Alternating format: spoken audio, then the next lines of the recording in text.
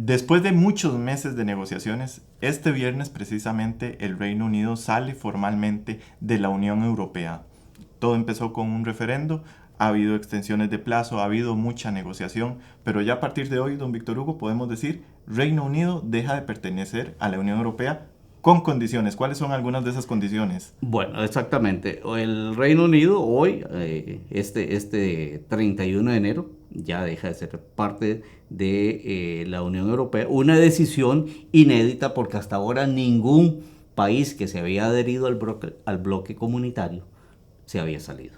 Los británicos se incorporaron en 1973, cuando entonces esa organización se conocía como la Comunidad Económica Europea y que luego fue evolucionando y ampliándose hasta lo que tenemos hoy, que es la Unión Europea.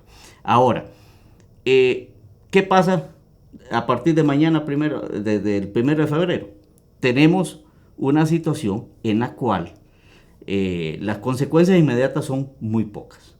¿Cuáles son? Básicamente, bueno, la partida de los 73 diputados británicos que ya dejan de ser miembros del Parlamento Europeo.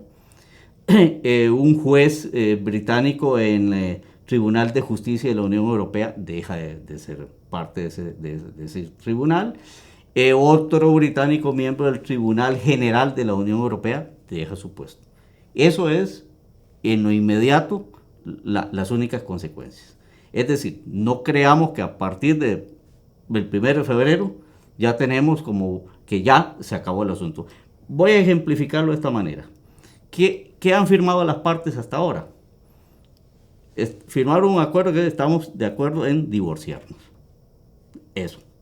¿Qué viene a partir del 1 de febrero y hasta diciembre del 2020, en ese periodo de transición?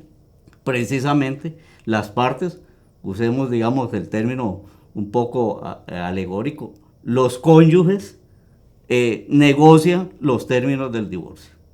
¿Cómo nos repartimos los bienes? Bueno, en este caso, la futura relación comercial entre la Unión Europea y el Reino Unido, la factura que tiene que pagar el Reino Unido a la Unión Europea por salirse. En fin, hay una serie, cuál va a ser el estatus entre las dos Irlandas, donde la República de Irlanda, al sur de la isla, es miembro de la Unión Europea, y la provincia británica de Irlanda del Norte ya no será miembro de la Unión Europea. Entonces, ¿cómo se soluciona ese asunto? ¿Habrá frontera dura o no habrá frontera dura? Asuntos de pesca, seguridad exterior, seguridad interior, derechos de los ciudadanos que residen, de ciudadanos europeos que residen en Reino Unido, y derechos de los ciudadanos británicos residentes en los países de la Unión Europea. Todo ese tipo de aspectos. Y eso se supondría que debe estar listo en diciembre del 2020. Pero parece difícil. Boris Johnson no quiere, pero parece difícil. Entonces, eso es, digamos, en lo inmediato. Un poquito para decirte, Reino Unido, aunque se desliga a partir de este 31 de diciembre de la Unión Europea, sigue sujeto en este periodo provisional, sigue sujeto a las normas comunitarias, a las leyes comunitarias. Tiene que, puede negociar tratados, por ejemplo, comerciales con Estados Unidos o con otros países, pero para que entren en vigencia esos tratados debe tener la autorización de Bruselas. O sea, todavía no puede actuar unilateralmente. El verdadero divorcio comenzará cuando ya las partes acuerden las condiciones. Esa es la discusión que están teniendo la Unión Europea y el Reino Unido en este momento. Pero hay una discusión muy importante que está teniendo también la Unión Europea, que es a lo interno. Analizar su proyecto político y por qué está pasando lo que pasó con el Reino Unido. ¿Por qué la Unión Europea como proyecto político en los últimos años no ha dado satisfacción a las necesidades de los ciudadanos? ¿Por qué cada vez hay más euroescépticos? ¿Por qué los euroescépticos incluso llegan al poder? ¿Es la Unión Europea un proyecto político que se enrumba al fracaso, o es la Unión Europea un proyecto político que debe ser ejemplo mundial de integración? Yo creo que es un proyecto político que debe reinventarse un poco, y eso es mucho los reclamos que le hacen los ciudadanos, y por eso surgen los grupos estos de euroscépticos o francamente anti-Unión Europea. La salida del Reino Unido de la Unión Europea, Pablo, demuestra que no es tan fácil construir un proyecto de integración. Y a veces en esto se maneja mucho romanticismo, lo hemos visto en América, en Centroamérica, durante décadas, hablando de la patria grande.